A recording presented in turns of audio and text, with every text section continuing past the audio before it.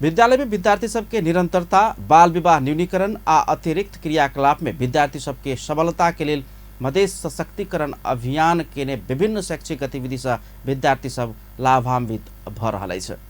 वही क्रम में अभियान जनकपुर धाम के श्री सकल भवन कन्या मावी में विगत 3 महीना से साथी शिक्षक के सहयोग में करैत आयल अतिरिक्त क्रियाकलाप, सीपमूलक प्रशिक्षण तथा अन्य गतिविधि सबसे छात्रा सब हर्षित भेनाई के साथे सीप आ दक्षता समेत अपना सबके भेट रहल में ओ सब खुशी व्यक्त कयलनि अछि।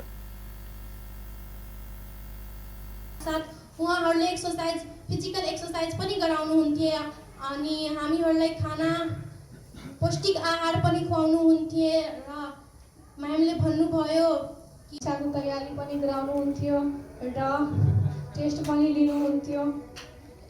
लास्ट इक्जामको बेलामा म्याम कक्षाकोठामा आउनुभएको थियो र भन्नुभयो तिमीहरूलाई मिथिला पेन्टिङ।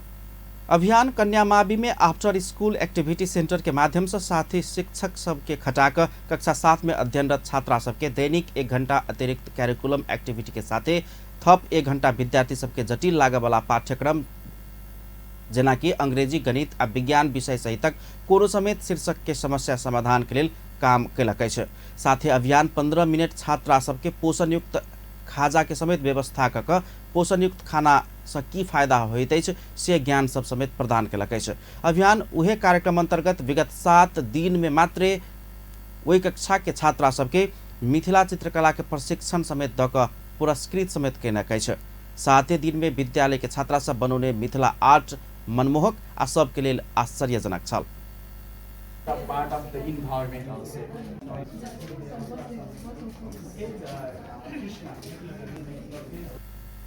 विद्यालय में चित्रकला अवलोकन तथा उत्कृष्ट चित्रकला बनावे वाला 4 गोटे छात्रा सबके पुरस्कृत करबा क्रम में Lions club of Janakpur Dham आ Lions club of Janakpur Dham Gargi के पदाधिकारी सब सहितक व्यक्तित्व सब 7 दिन में बच्चा सब में देखल गेल दक्षता आ गुणस्तर तहिना मिथिला चित्रकला के प्रयास सब सराहनीय रहल धारणा रखने छलनि। क्षमता, कल्पना शक्ति र सर्वांगीण व्यक्तित्व विकास नेतृत्व गर्नमा सहयोग गर्छ।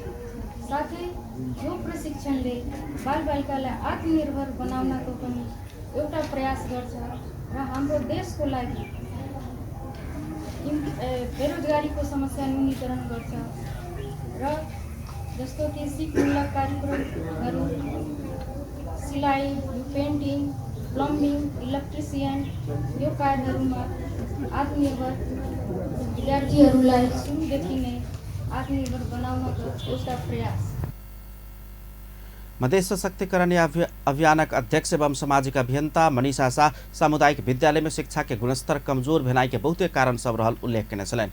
सामुदायिक विद्यालय में पढ़ाइए नहीं होइत अछि कहित विद्यालय में भ रहल एकदमै न्यून उपस्थिति से समेत एकटा मुख्य कारण रहल आइ से शिक्षा के स्तर घट रहल कहित हो विद्यालय में विद्यार्थी के निरंतरता मात्रे होब सकल तो शिक्षा स्तर के प्रगति संभव रहल धारणा रखने छलनि। र उहाँहरूले एकदम कन्फिडेन्ट मलाई प्रमिस के गर्नुभएको छ भने 20 वर्षभन्दा पहिले म बिहा गर्दिनँ। सो हाम्रो प्रमुख उद्देश्य भनेको बच्चा कन्टिन्युअस स्कुल आउनै पर्यो, टिकाउनु पर्यो र बाल विवाह पूर्ण रूपले रोकथाम गर्नु पर्यो। विद्यालय में निरंतरता आ स्कीम बेस्ड क्रियाकलाप सब बाल विवाह के समेत न्यूनीकरण करबाक में अभियान जोड़ दैत एहन गतिविधि मधेश भैरे में आवश्यक रहला से तीनों तरह के सरकार के सहयोग आ समन्वय आवश्यक रहबाक अध्यक्ष शाह बतौने छले।